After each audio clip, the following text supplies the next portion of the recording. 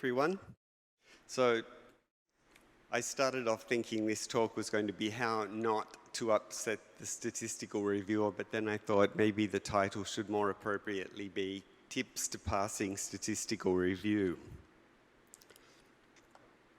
So the original idea for this talk came from a talk by Martin Bland, who was a UK statistician that he gave in 1994 to the London Hypertension Society. It's actually, you can find the talk at this link. It's quite funny. He's got some of the responses he used to put in for reviewers when he was reviewing, and they're very dry and with an English wit. So other ideas from the talk came from consultations I've done with staff at Chula, from analysing and presenting data, for reviewing for a wide range of journals, and responding to reviewer comments. And my real disclaimer is I've been a statistical reviewer for the Lancet Group since 2005. Before I start, I just want to make 2 points. We're used to seeing how medicine changes very rapidly, but statistics changes in the same way, and there's rapid advances in statistics the same way as they are in medicine. And it's always a good idea if you're doing a study and you don't have a lot of experience with that particular topic or study design, to have a look at discussing with a biostatistician before you start. The other point that I'd make is that not all reviewers, whether they're clinical or statistical, might be up to date with current statistical concepts. So let's keep those things in mind. So, summary of my talk, I'm going to talk about the state of medical research. Then I'm going to talk about reporting guidelines and how they can help you conduct, design, analyse and publish a study. I'm going to talk about what a statistician will be looking for when they review your paper, give some examples of some common errors, some tips on graphics, and then some updated concepts about p-values. So Lancet started doing statistical reviews of all their papers in 1991, and one of the first, one of the important biostatisticians in evidence-based medicine was Doug Altman, and he wrote it in an editorial in the BMJ in 1994. Many people think that all you need to do statistics is a computer and appropriate software. This view is wrong, even for analysis, but it certainly ignores the essential consideration of study design, the foundations on which research is built. Doctors need not be experts in statistics, but they should understand the principles of sound methods of research. And he went on to talk about why this is, and one of the reasons was, or one of his primary reasons was that our methods of academic promotion rely on having publications, and so we do small studies that can be completed in a reasonable period of time, so our fellows and our residents can get publications. Richard Smith, who was the editor of the BMJ 10 years later, revisited this topic, and he said in his editorial entitled "The Scandal of Poor Medical Research," Altman wrote that much research was seriously flawed through the use of inappropriate designs, unrepresentative samples, small samples, incorrect methods of analysis, and faulty interpretation. 20 years later, I fear that things are not better but worse. Then in 2005, Andrew Ioannidis from Stanford published this very, very widely cited article about why most published research findings are false. And the most recent article from the BMJ, or editorial or opinion, from Richard Smith, who was the editor in the previous study I just quoted, he wrote an editorial opinion piece saying, is it time to assume that health research is fraudulent until proven otherwise? So there are some problems in the medical literature. So we need to be rigorous in how we report. So why is good scientific reporting important? Well, research articles are the end product of one process. So the primary research project involves designing a study, conducting the study, analysing it and publishing it. But they're also the raw material of another process, and this is more important. So the publication informs future research. It can be used in systematic reviews and clinical practice guidelines, but it's also then ultimately used to inform health policy and clinical practice. And the ultimate aim is, of course, to synthesize all the evidence and lead to improved patient outcomes. Research only has value if the study methods are valid and the research findings are published in a usable form. And so that means we need to have transparency in our publishing. And if we don't, then there's a lot of waste in doing the study. So if we publish it in a bad way, the information's not usefully presented, then it's a complete waste of resources. And a lot of studies, especially clinical trials, cost a lot of money to do. But reporting guidelines can help. And reporting guidelines are a set of information to guide authors in reporting specific types of research. And following them helps with transparency. It lets you inform readers about a minimum set of relevant information. And it's also used by peer reviewers and editors to inform their decision-making about a paper.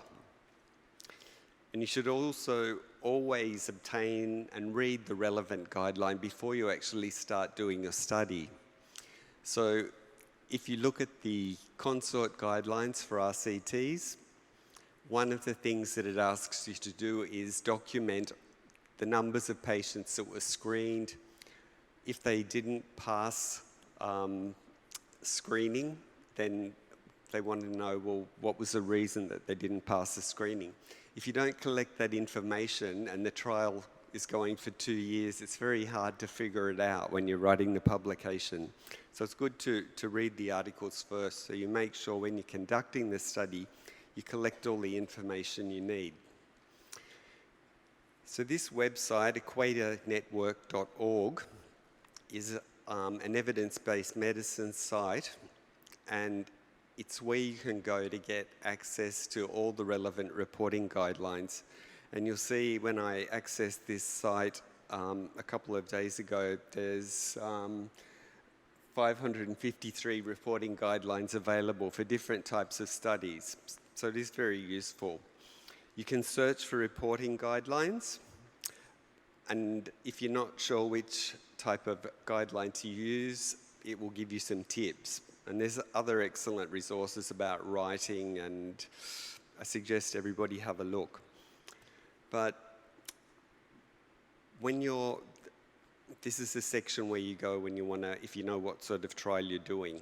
So there's different guidelines for randomized trials, observational studies, systematic reviews, so on and so on. So if you click on the main document, so for example, RCTs, you click on consort, you'll go directly to the page about the consort to 2010 guidelines for reporting parallel randomized controlled trials. But there's also extension documents. And so extensions might be, okay, so a non-inferiority trial, or a crossover trial, or a trial that has is just a preliminary fact-finding trial, or a trial that has an intervention that involves artificial intelligence. And there's extra reporting requirements for those trials. When you click on any of those guidelines, it'll take you to a page, and there'll be a checklist, there'll be a form that you can download so that you can use it, but there's also a series of documents. And usually there's two documents. One's the actual statement, but there's also another document which are the explanation and elaboration documents, and these are really, really valuable. So here I've just got on the top the explanation and elaboration paper for the strobe guidelines, which are for reporting observational studies, and for consort. So this is an example of the checklist for the methods section of the strobe checklist. If you're doing study design, they want to know about the key elements of study design early in the paper. So it just gives you really good tips for actually writing your paper as well. If you're doing it, when you're describing the participants, there's different tips for a cohort study, a case control study, or a cross-sectional study. So lots of things, I won't go through them all, but let's just look at this one, statistical methods, 12A, describe all statistical methods, including those used to control for confounding. So in the explanation and elaboration document, if you go down and look at that item, for every item it will give you an example of how you could reasonably write something in a paper that matched the requirements. So here it just tells us about how they calculated and adjusted relative risk and how they calculated the 95% confidence intervals. Immediately following that, there's an explanation of why this information is really important for transparency and how it aids evidence-based medicine. So these are really valuable documents.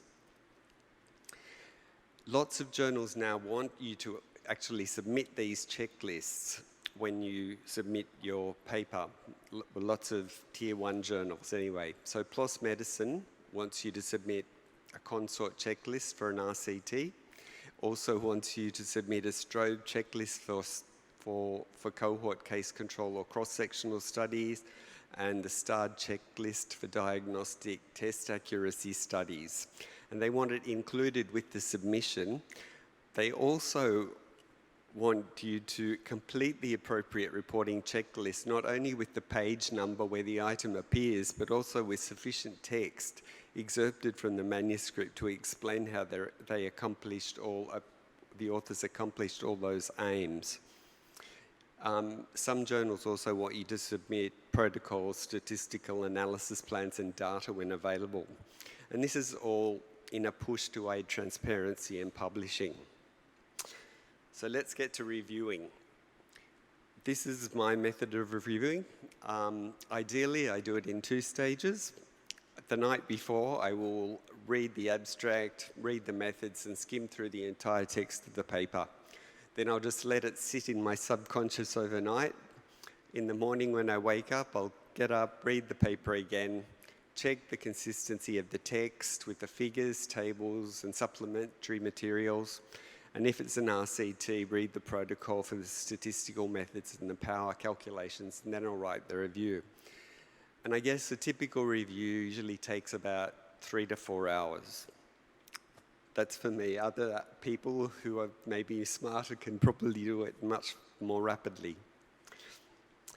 So what are reviewers looking for? Okay, these are some of the things that you want to look for in the methods section. Are the aims clearly elaborated? Is the design suitable for the aims in the setting? Are all the methodological requirements set out in the reporting guideline that's relevant for that type of study followed? Are the methods described in enough detail so that anybody reading it can replicate them? Is there a description of how the sample size was determined? And are the statistical methods, tests used, and any uncommon tests or procedures described and referenced? So here's some examples of some methodological problems. So people might present a result using some technique that they haven't referenced in the methods, or else they'll talk about some method that they've used, but in the results section there's no results pertaining to that method. So last week I was looking at a paper and they'd done a model adjusting for a biomarker at some optimal cut point that they determined, but there was no mention in the methods of how that cut point was determined, but I presumed it was probably receiver operating characteristic curve analysis. Assumptions not stated, that can confuse reviewers.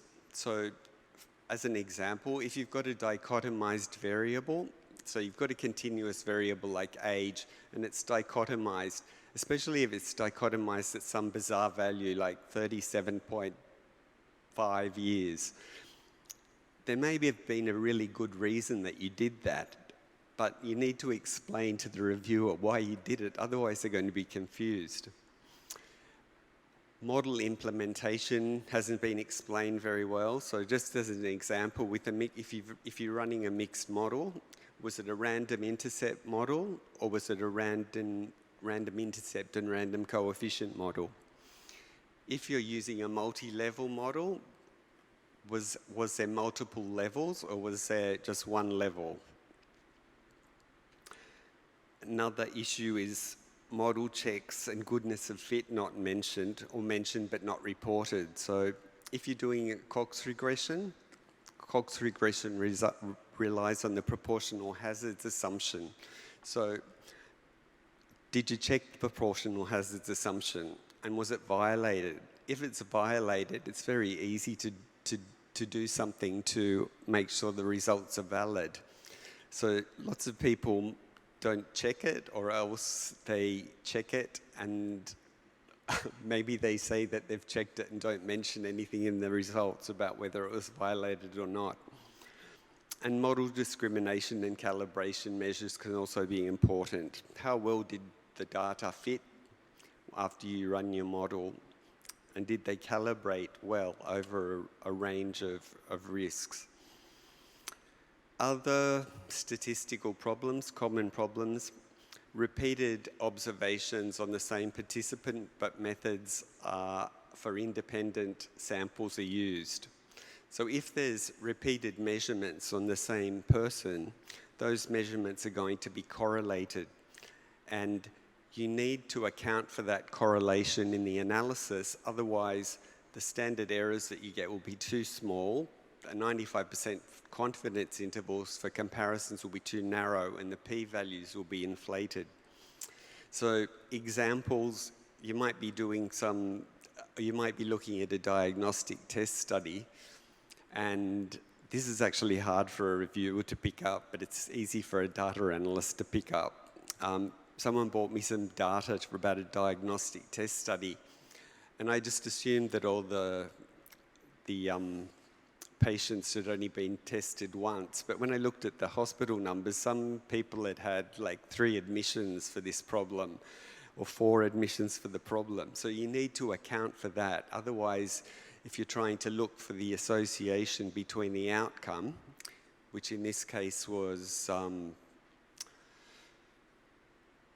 cardiac complication, I can't remember exactly, but if you don't account for that, you're going to get completely the wrong results for understanding what actually predicts having the outcome.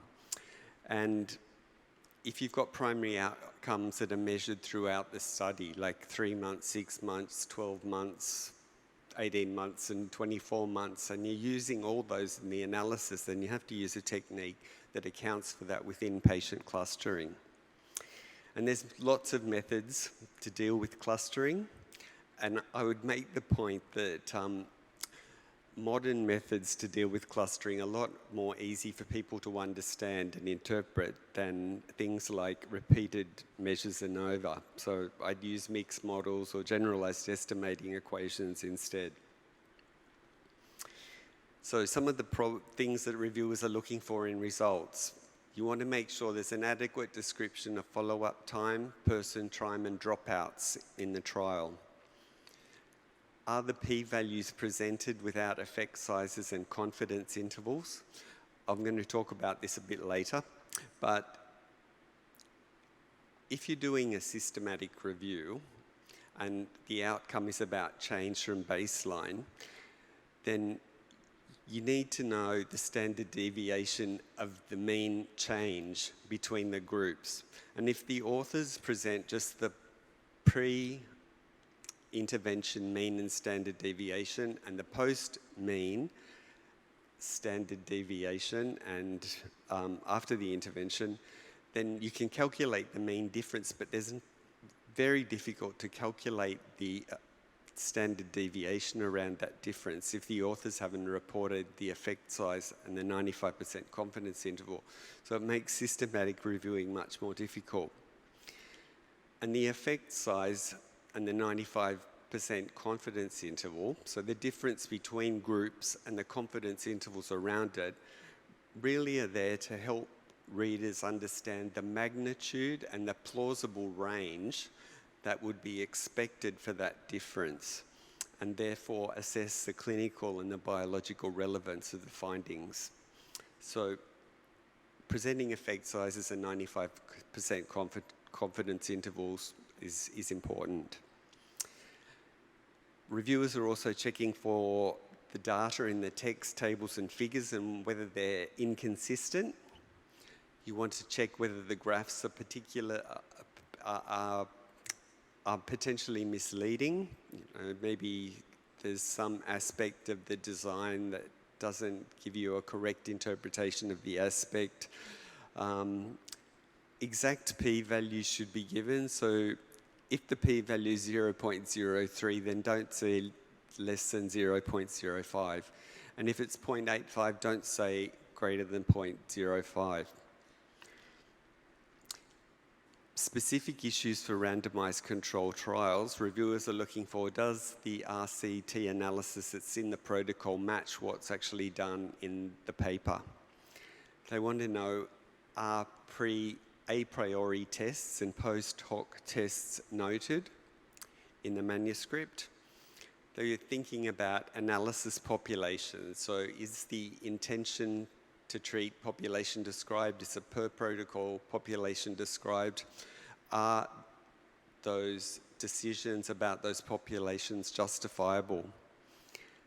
They're looking for interaction tests performed correctly on subgroup analysis, and the consort recommends, and this is just my own personal biases, but absolute risk differences are really useful to have in addition to relative risks and odds ratios.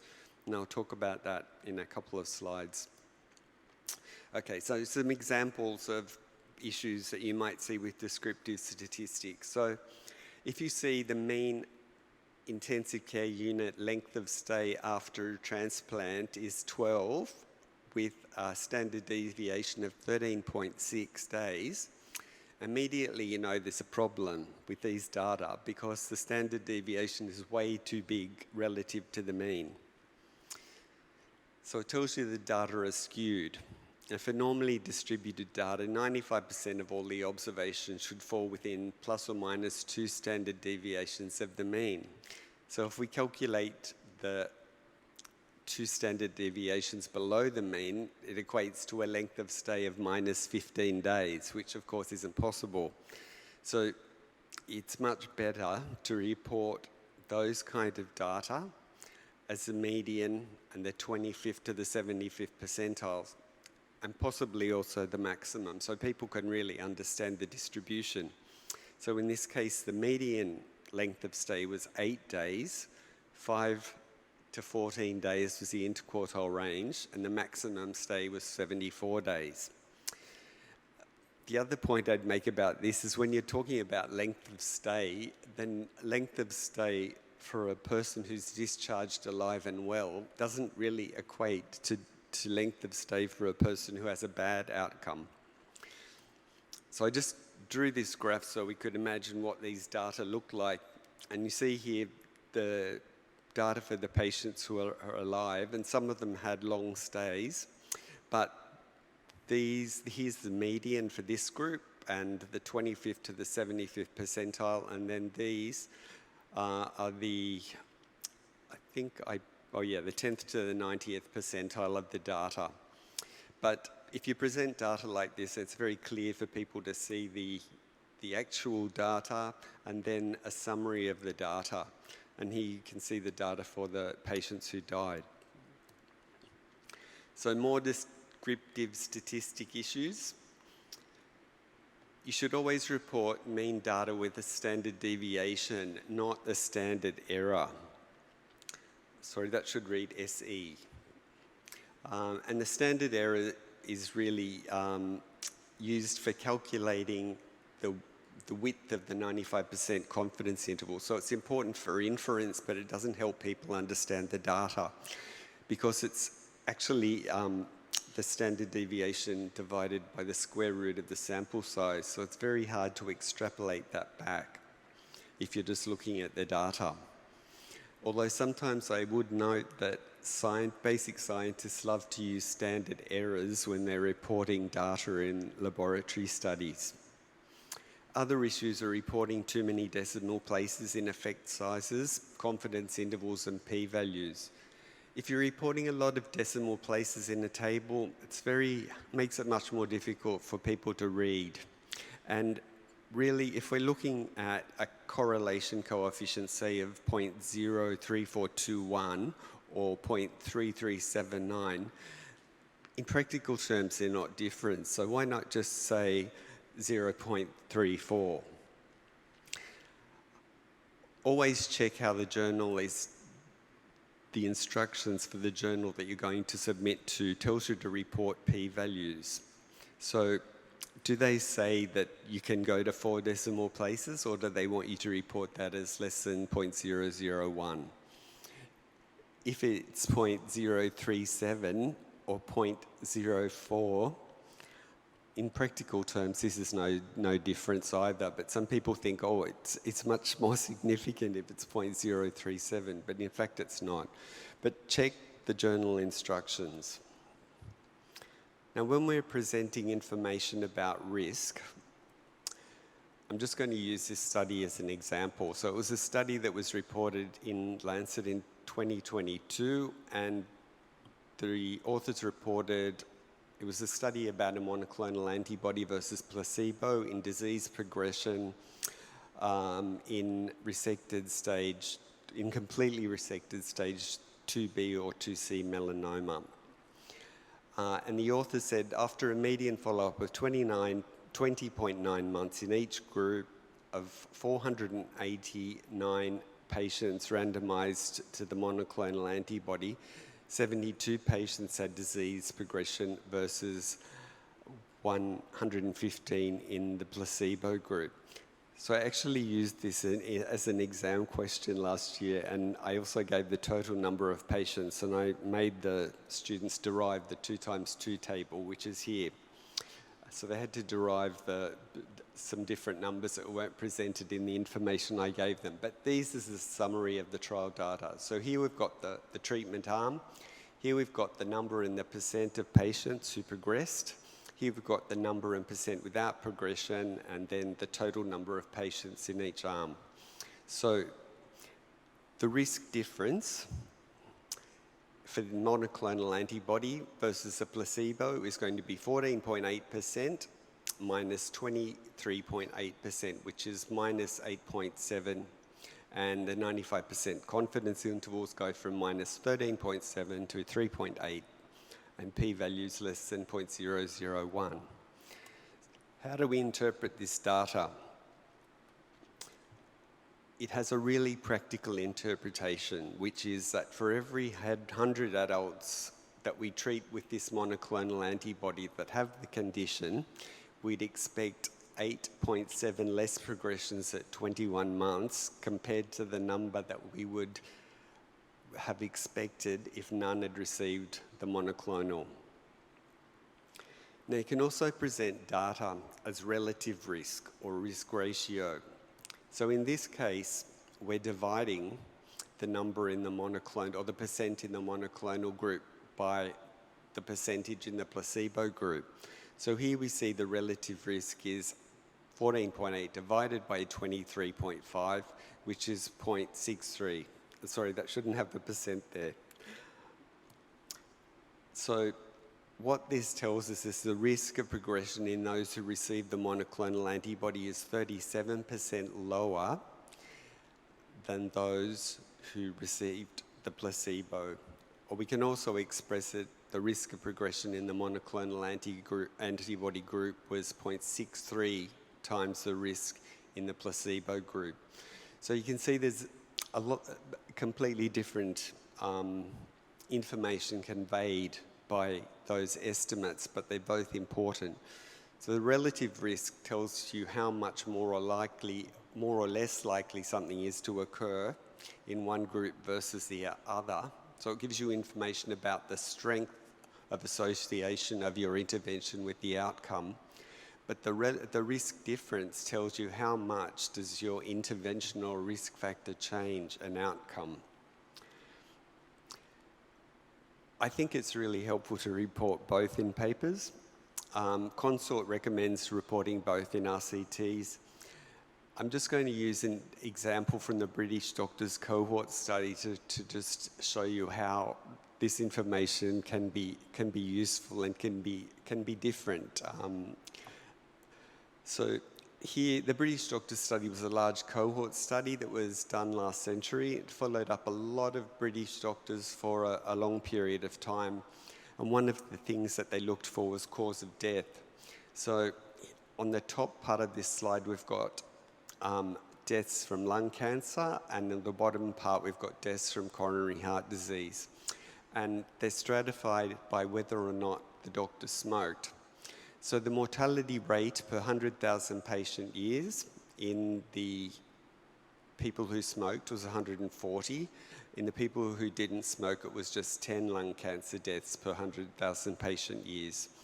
The relative risk is 14, so very strong association of smoking with lung cancer, but the absolute risk is 130 per 100,000 patient years. If we compare it to coronary heart disease, the coronary heart disease relative risk is 1.6, so the association with smoking is not so strong, but the smoking actually caused more heart disease deaths in the population. So absolute risk and relative risk give you useful information. I'm going to talk about statistical significance right at the end, but if we were presenting data, and here I'm looking at data of the relative risk and the 95% confidence interval, the thing that we were all taught when we were at university was that if this is the no effect level, then if this is the relative risk and the confidence intervals, and the confidence intervals don't cross the no effect level, which is 1 for a ratio, then this is statistically significant. If this is right in the middle, so the effect size is actually the no effect value. And here we would say that this was a statistically significant reduced relative risk. But if the confidence intervals cross the no effect value, then traditional interpretations would be that these are not statistically significant. But it doesn't say anything about clinical relevance and clinical importance, and we'll get back to that. So I think these kind of coefficient plots are very useful ways to present data. And this was data from a very large randomized control trial comparing 4 different visualization methods for colonoscopies and in adenoma detection rates. So this is compared to the standard white light source. These are the differences, the absolute differences in effect size that we saw using the different visualization techniques. So this is quite large, this one, it's like 17%. So you'd expect if you're using this kind of visualization, you'd expect to find 17 more patients with adenomas than if you were using the standard white light source. We also did adjusted analysis for this because the authors thought that there were potentially patient characteristics that could influence the study results. Things like whether the patient was fecal occult blood test positive, whether it was a very experienced endoscopist doing that study, or whether it was a trainee endoscopist. And the recent draft guidelines from the US FDA say that if there are important characteristics that could potentially influence the trial result, then it's a good idea to adjust for them. A lot of people, what I was taught when I studied stats was that if you do an RCT, the randomization balances out all the relevant characteristics, but there's been a shift in thinking. So, for example, if you're doing an RCT and it is about allergy, and the patients are being recruited over a period of a year, then you might want to adjust for season in your analysis, because the allergen levels are going to fluctuate by the season. In this case, the adjustment made practically no difference to the unadjusted analysis. This is a result from an oncologist that I was working with from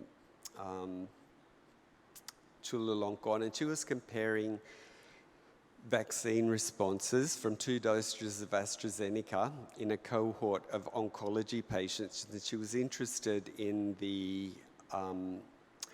responses or the geometric mean ratio of the antibody concentrations, depending on what type of cancer treatment you are having.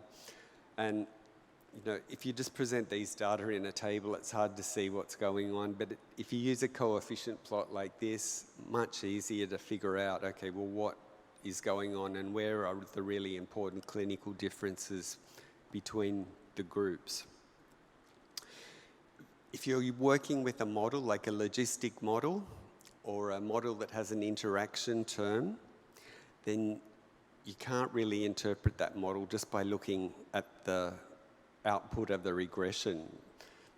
And it's much better if you can make some predictions from the model to help people interpret what they mean. This isn't the best example I could think of, but it was one I could find quickly.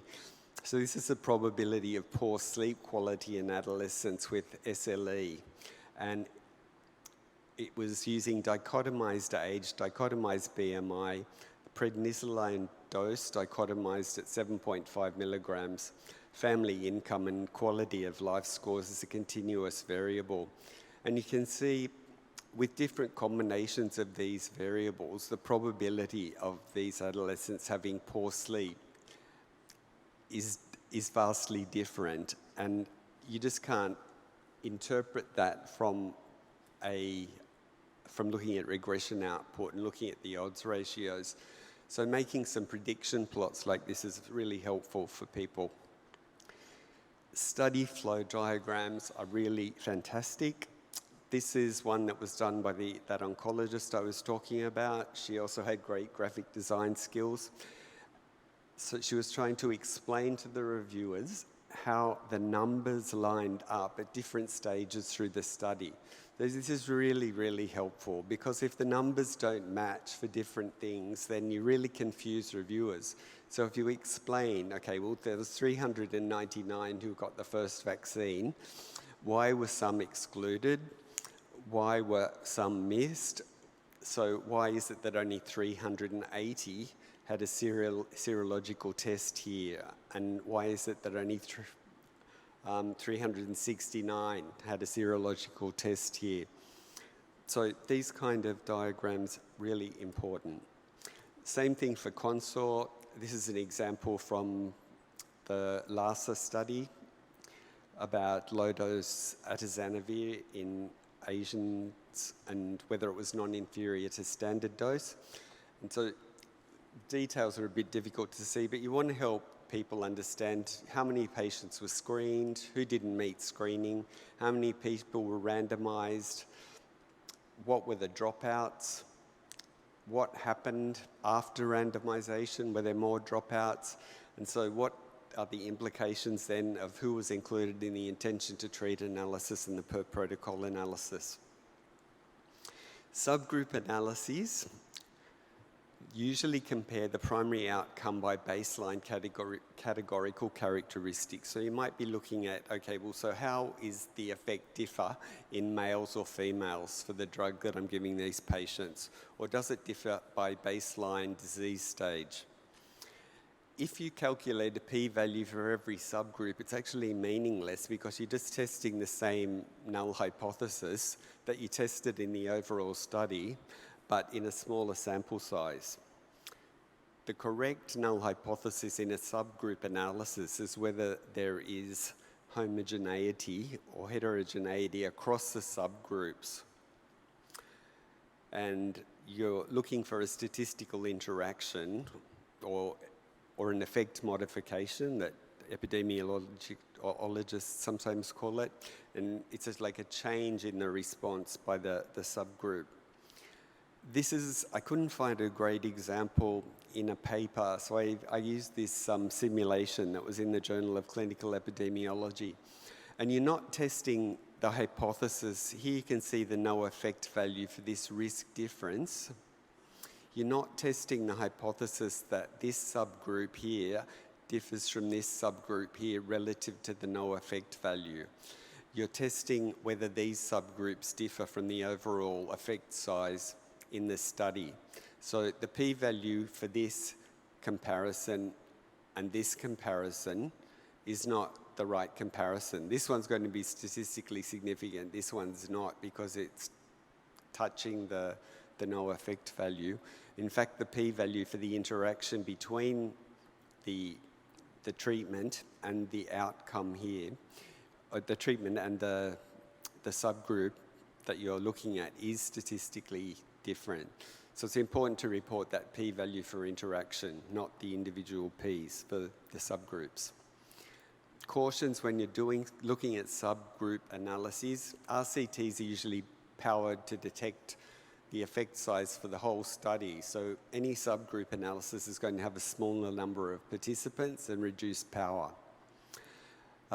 Small trials might show heterogeneity of treatment effect by subgroups, but then it's an underpowered effect. And if you've got an underpowered study, then one thing that happens is you get a vibration of the effect size. So the effect size varies over a big range and can confuse people, especially if they use your study to power another study. Subgroup analyses should be specified in the protocol a priori, and properly constructed forest plots aid in interpretation. Issues in the discussion. Reviewers are looking for, do the discussion and the conclusions reflect the data that you've presented in the results? There's a difference between not significant and no difference, and are the limitations of the study adequately discussed? So the last thing, I'm just going to talk about these p-values. So we were all taught, and the widely held view is that the p-values less than 0.05 are statistically significant, and p-values greater than 0.05 are not statistically significant. And people really believe this is true. So you see the look of disappointment on somebody's face when their p-value is 0.051. In fact, p versus p less than 0.05 is an arbitrary cutoff that was determined at the beginning of the 20th century. And statistical significance or non-significance defined by this dichotomized p-value has no relevance or biological importance, no relevance to the clinical or biological importance. So it's much more important to do thoughtful research to consider the scientific context and prior evidence. In 1997, the American Statistical Association put out a big think paper talking about how statistical significance should be banned. We shouldn't report p-values. Generated a lot of discussion, and this is a fantastic article that appeared in Nature a few years later. It was about retiring statistical significance and really concentrating on effect sizes and 95% confidence intervals. This paper is a very recent one from Journal of Clinical Epidemiology. It just talks about how we really need to re-educate people about thinking that 0.05 is some magic number. And in fact, it's the effect size and the confidence intervals that are much more important. So the difference between non-significant and no difference is completely different. So a small study might not be able to detect a difference as significant. You've got to think about the confidence intervals. So if you're doing a study with 100 patients, 50 randomized to each arm, say 10 people in the new drug arm have some serious adverse event versus only 6 people in the standard treatment arm. And the authors just say, okay, well, not significant, p-value 0.28. But actually, if you look at the risk difference, it could be that for every 100 people, you get 8 more serious side effects for the new drug. So you need to take into account, if you're a treating physician, is the disease serious enough to warrant these serious adverse effects from the new drug? Reviewers don't always, it hasn't caught on to all journals and all reviewers. So this is a trial that a fellow that I was working with did, and we were looking, they were comparing 2 different types of device, for like disc implant device. And in theory, the titanium device should bind better to bone, so there should be less subsidence of the